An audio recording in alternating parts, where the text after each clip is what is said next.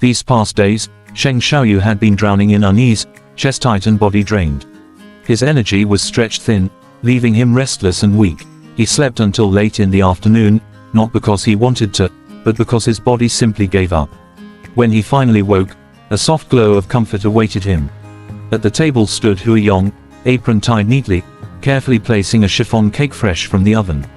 He had spent the day making it, reducing the sugar to suit Shaoyou's taste. The texture wasn't as fluffy as the usual recipe, but the sweetness was just right.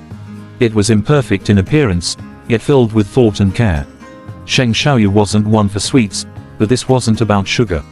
He pinched off a piece, tasting it, and though his words were simple, his smile carried more weight than any compliment. Hua Yong frowned, worried it was still too sweet, his heart sinking with doubt. Yet Shaoyou leaned closer, lips curved in a grin, voice dripping with playful warmth. He said it was sweet because Hua Yong had made it. Even without sugar, it would still taste the same. The young alpha's words turned Hua Yong's face bright red. In that moment, the darkness weighing down Shaoyou's chest, the shame of what he had lost, and the scar of that night's violation, all began to fade. His heart softened, as if it too had been freshly baked, filled with warmth and sweetness. That afternoon, with Hua Yong's quiet orchid scent wrapped around him, Shaoyou felt his aches ease. The bite at his neck no longer stung, his thoughts no longer heavy. They shared tea and cake in peaceful silence, bound not by words but by the comfort of each other's presence. When they moved to the study, Shaoyou refused to walk normally. He clung to Hua Yong, arms wound tight, forcing the other to stumble with laughter and exasperation. Hua Yong pushed at him, asking how anyone was supposed to walk like that. But Shaoyou only teased, nibbling at his ear, insisting Hua Yong was clever enough to figure it out. The pestering was unreasonable, yet the way he said it melted like water.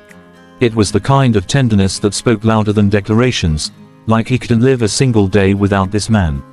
Hua Yong gave in, smiling with eyes that curved like crescents, stroking Shaoyou's back as though taming a wolf that had finally surrendered. He told him to be good. Shaoyou only laughed softly, promising that if he were ever not good, Hua Yong would see it next time in the bedroom.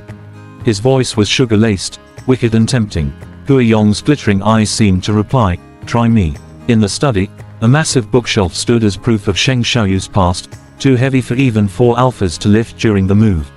It had belonged to his mother, crafted from rare heirloom wood, and still carried the comforting scent of time.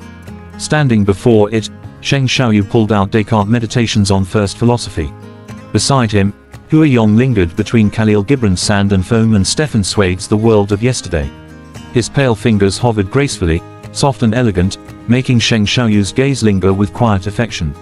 Finally, Hua Yong settled on Gibran, but as his fingertip pressed against the spine, something unusual happened. The book gave a faint tremble. His hand froze instantly, eyes sharpening with alertness. In that single second, the sweetness of the moment twisted into tension, as if the quiet afternoon had been hiding a secret all along.